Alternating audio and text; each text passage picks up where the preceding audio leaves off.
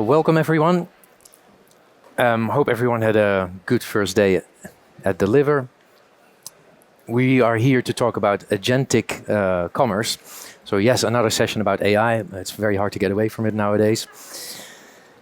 We specifically are going to talk about the problem statement that is here behind me. You know, the agent may never see your website. Now what? Joining me here is Johan Hellman, our Chief Product Officer from nShift, and I'm Jurgen CEO of nShift. So just to set the stage, you know, a lot of people here in the audience, a lot of people here at the show, of course, have online channels. Just about anybody who sells anything has an online channel. And that online channel has been optimized for human behavior over the past, let's say, 25 years. But what if the buyer is no longer a human? What changes? We'll probably chat for about 15 minutes and then we'll open it up to Q&A. In our case also, the format will be Q&A. I'll be the Q, he's the A. Johan, do you want to set the stage for us and tell us what we're going to talk about? Sure, thanks Jurgen. So I think what you see on the screen here behind me, it's something very familiar, right? It's a traditional funnel. It's been around basically as long as e-commerce has been around, so let's say at least 25 years. And the concept behind it is actually much older than that. It draws on some like 100-year-old theories around how you can actually market and sell products to humans. And I think we've all been inside this funnel. We'll all experienced it a lot of times. I mean, it includes things like SEO and paid search, social ads, influencers, the actual homepage of the store. I mean, the way it looks, the UX, how you experience it, personalization, A/B testing to make sure it actually works well.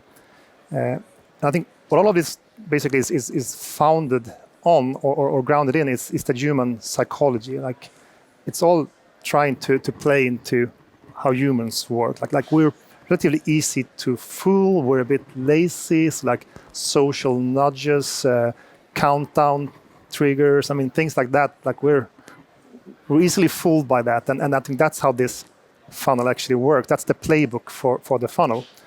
And then you'll notice, like at the bottom, there's a line, and below the line we have the actual delivery, which is it's almost there like an afterthought. Like okay, the deal is done, it's closed, let's ship it. But yeah, it's like a cost center. It's a cost center. Yeah. Yeah.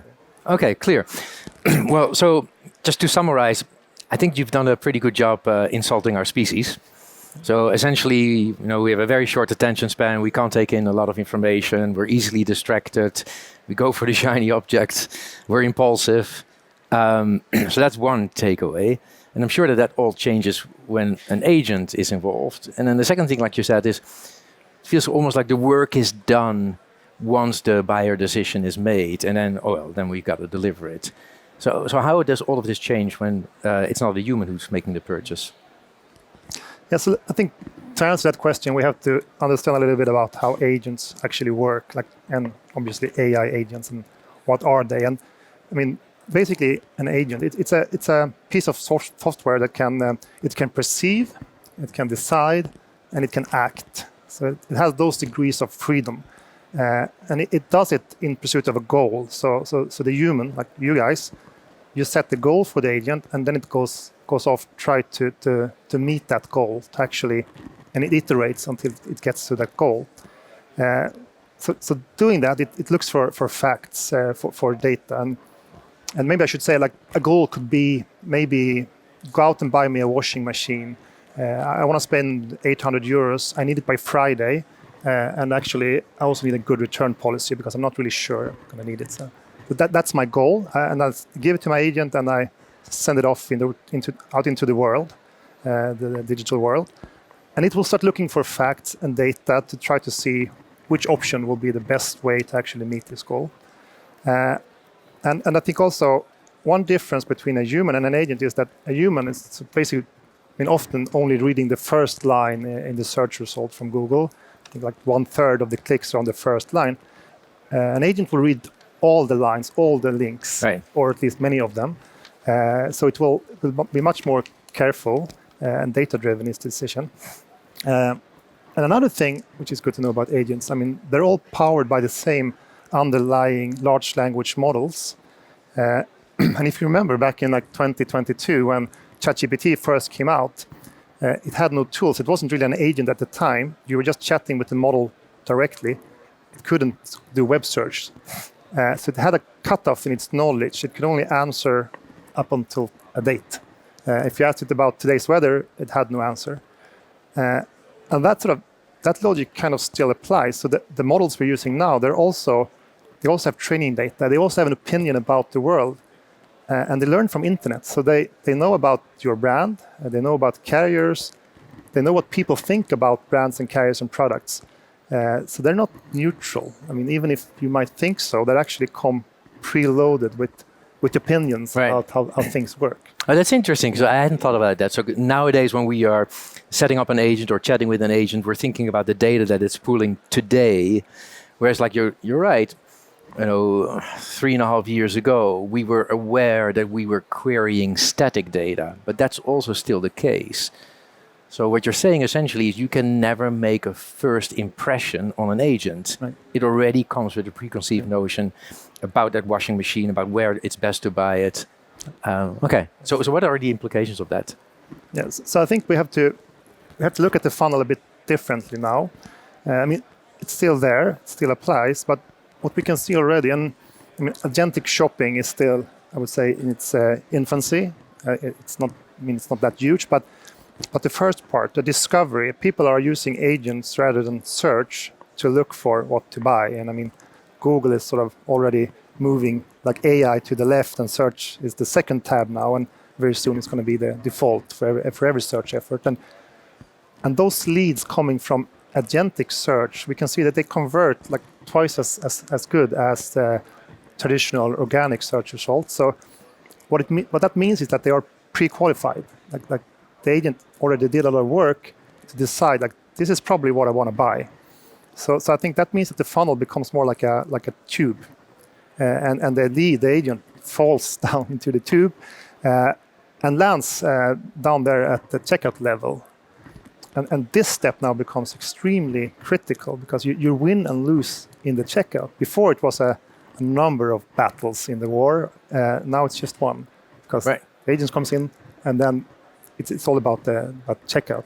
Yeah. So that's an interesting picture, a mental picture of this agent falling through the funnel rather than having to be slowly filtered and dragged through the funnel, because it has already more or less made up its mind. Yeah. And as a result, the differentiating factor becomes much more the delivery part. Exactly. Okay, that makes sense. But what about though if you are truly the only one selling your unique product and you can only buy it there, then the delivery cannot be a differentiating experience? Well, I mean, of course, I'm simplifying a little bit, and I'm focusing a lot on the delivery part. Obviously, there are other factors sort of influencing the agent's decision. But even if you are actually selling your own product and it's super unique, there will always be competitors out there. Maybe there's a similar product solving the same problem for customers. There's always be something that at least partly overlaps what you're selling.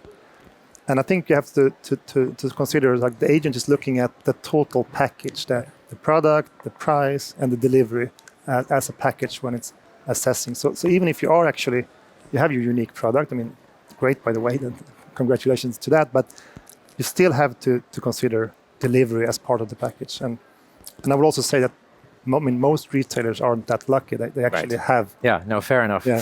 Fair enough, yeah. Okay, so the delivery becomes the differentiating factor. That's clear. And the funnel becomes less human-oriented. I'm almost imagining a website that is as boring as it gets. Like, it's black and white, it has facts and figures. No human would ever buy there because it's not shiny objects. But an agent would find it a very exciting, a very informative website. Is that how I should be thinking about it? Like, what are the practical implications? Yeah, I think we have to there's a different mechanism now, because like I said, the training data and what's out there on the internet is like much more important than before. So you have to build your brand in a way. Right. So I think of this as a loop that works something like this. So it starts with you delivering well, and what does that mean then? And so basically, you have to have a very clear promise in the beginning. And what we should say, what we have seen is that it's more important to be correct and specific and correct than to be fast. So don't overpromise. Promise something that you can keep. I think that's much better for satisfaction, and of course keep it. Having the right carriers, obviously, being clear about the terms. I mean, for example, the pickup points. I mean, which pickup points will be used? Can I choose? Can I make a selection? You have the whole tracking experience as you deliver. Make sure that the customer stays well informed, knows what's going on, and if there is a return, that experience also is a good one. That you have a good returns experience. And I think most importantly, I mean, when things do go wrong, and they will go wrong, because I think that's just the nature of the business with logistics, and then you have to make sure that you actually fail gracefully and recover. And I think there's even opportunity here to actually turn a delay into an opportunity. We can see that if you send out notifications for delays with an offer to like a voucher for a discount to buy something more, those vouchers actually converts better than other vouchers. It's almost like, you know. Now we're seeing it in our tracking solution as well as at nShift, like the non-events. So if something goes wrong, actually get more appreciation than simply your package is on the way, because that shows, you know, like you said, a commitment to a promise. So I think that's the first step. Like you have to really deliver well. And if you do, I think that will be then noticed, that people will know, they will talk about it, they will write about it in review pages, in forums, social media, in all these places on the internet where agents go for facts. I mean, remember I said like the agents, they are diligent, they're careful, they will look for facts. Of course, initially they can only find it when they do search, which is good. But what you really want to is to get into their training data for the next model. You want to build up that fact base. So whenever the next generation of models comes out, it will know that you're a good place to shop. You have a good delivery experience, a good customer experience. I mean, that's the goal, because now you're inside the head of the agent, right? Yeah. It's in the model. That's where the thinking happens. Yeah. So it doesn't matter what prompts the user gives it, or whoever built the agent. The agent has already made up his mind. Or at least has an opinion. Has an opinion, yeah. This is, I mean, of course, it's a scary thought. Like I'm building an agent, I think it's mine, but it has some thoughts already. Yeah, it has some thoughts already.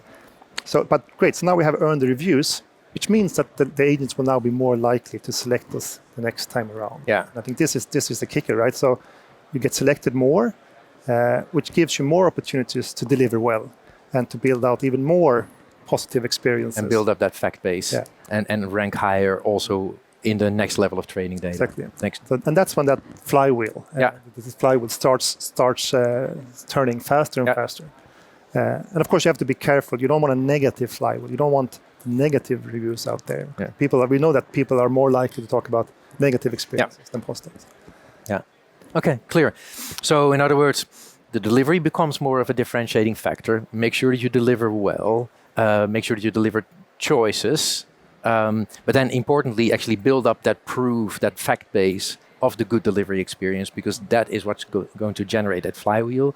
It's going to help the agent have confidence in choosing you, but also it's going to train the next generation of agents, which nowadays is coming every few months, so that the next generation of agents already comes with a preconceived notion that you are the one I should buy from. Exactly. Yeah, that's the trick, I think. So get that flywheel turning. Yeah.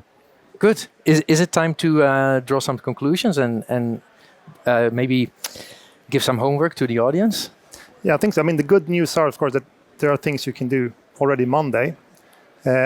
So here are 3 things. I mean, there are more, but I think 3 really, really good things to go home and start looking at. So the first one is to actually lead with carriers in your checkout. And I think there are different practices on different markets. In some countries, like the Netherlands, it's common already to have the carriers up front and center in the checkout. But in many markets, they're actually often hidden. But, I mean, carriers, it's like food or something else. I mean, people have opinions about carriers. Now, not everyone likes the same carrier. I think I remember, it's probably unfair, I'm not going to mention the name, but yesterday we met with a very big brand, and they came to us. So we are a multi-carrier delivery management platform. And they came to us because they were only using UPS for all their global deliveries. And they came to us because they realized not everybody likes UPS. No offense, but just different opinions. Exactly. So it should be clear about the carrier, because that's very important input to the agent. And I mean, and it should also be then the next step. So you have choice. That's the first choice. Choice. But also be specific then about what you're actually promising. Like basically educate the agent and the human, depending on who's making the final decision at this point. What are you actually promising? Like what are the details of what will delivery be like? So estimated time of delivery or estimated delivery date, EDD, I mean different terms, the same thing. When will I get the thing? Yeah. Super important. Where will I get it? So will it be a parcel shop or a parcel locker, or is it a home delivery? Be specific about that. Allow the consumer to make a choice, because again, people have different opinions. And then make sure that sort of anything else that's relevant, maybe it's like a time slot to book. I mean, there's another special feature that carrier has. Yeah. And like special add-ons. I mean, be specific of all of that so that you really educate the agent to make it easy for the agent to choose you. Yeah. And then the last point, actually, where you actually build out this sort of proof base, like what we talked about. So offer a great delivery experience. Make sure that it actually works well. So that goes into the tracking experience, goes into the returns experience. So I mean, the whole package. And of course, back to the carrier, make sure that you have good carriers. And I think a side note here, which we can see in the market, is that if you don't allow your customers to make a choice on the carrier, and they're not happy with the delivery experience, they will most likely blame you because you choose the carrier. But if you allow the customer to choose the carrier and it's not great, they will actually blame the carrier because they made a choice. So it's almost a little bit of a protection. Yeah, exactly. Insurance maybe. Yeah. Okay, very clear. So offer choices of deliveries, which is very common in certain markets and other markets a little bit less. Actually be clear about what the delivery experience is going to be like, because the agent is going to look for that data. The agent is going to try to educate itself in order to recommend you, and then of course eventually get proof that the delivery experience was good, because again the agent is going to go back to the reviews, to the data, and is going to prove to the human, hey, I think you should buy over here because I can tell you the delivery experience is good. Yeah. Is that it, or is there anything else you want to leave us with? Well, there's one more thing. Okay, there's always one more thing. One more thing. So I think a great thing you can actually do right now is just take out your phone, find your favorite AI on the phone. I'm sure you have an AI on your phone, and ask it to do a review, and ask it how AI friendly is my site compared to my competitors. So give it a couple of competitors and ask it to do an AI friendliness review of your site. Because then you will learn how you're seen in the eyes of an agent, and I think this is actually quite important. I read a recent study from Google. They concluded that there are only 40% of retailers in a few markets in Europe are actually sort of readable fully by bots, machine readable. And so it's not even optimized, just even readable by bots. Even readable. Because we were trying to keep the bots out for a while as retailers. Exactly. I think bots have been seen as a problem. Like you don't want your competitors scraping your prices or stuff like that. You want to have the real human traffic into your site. That changes now. So you have to think differently. You have to optimize for AI use, because AI is making the decision. Yeah. AI is actually used. So let them in and optimize for them. Optimize for them, I think. And that's the good thing is, one really good thing with agents is that they're really good at telling you what they like. Yeah. So you can actually use agents to tell you what agents like. Yeah. Well, that's good. Okay, so that's something that we can do right now, even on our phones. By the way, thanks for making us spend more tokens, which I think all of us are watching our token budget right now. So thanks to Anthropic is going to be very happy with you. So that's it. Thanks, Johan. I think the message was clear. Delivery becomes more of a differentiating factor. So make sure that it's a good experience, but even more importantly, make sure that the proof that it is a good experience is out there, because the agent may not see your website, but it is going to find proof of your delivery experience. So make sure that it likes what it sees. Thanks, Johan. Any questions, any comments? And if so, I'm supposed to throw this ball at somebody.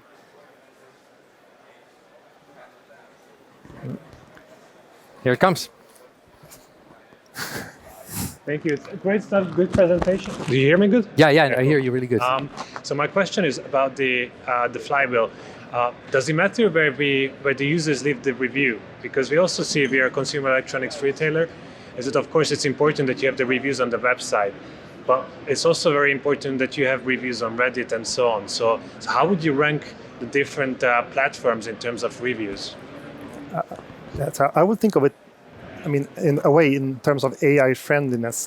So in places that are easy for agents, and also, I mean, for agents to read directly, which is probably not your own website. I mean, primarily, probably it's like a more like a trustworthy third party. I think is valuable, but also that those reviews are then, I mean, these labs that trains the agents. I mean, they have these crawlers out there all the time, crawling the internet, getting new data. That the information is also available for them. So there's a bit of a, I think, tug of war going on. I mean, people doesn't always want to share data. So I think it should be stored at a place where it's easy for the agents to find, and ideally in many places.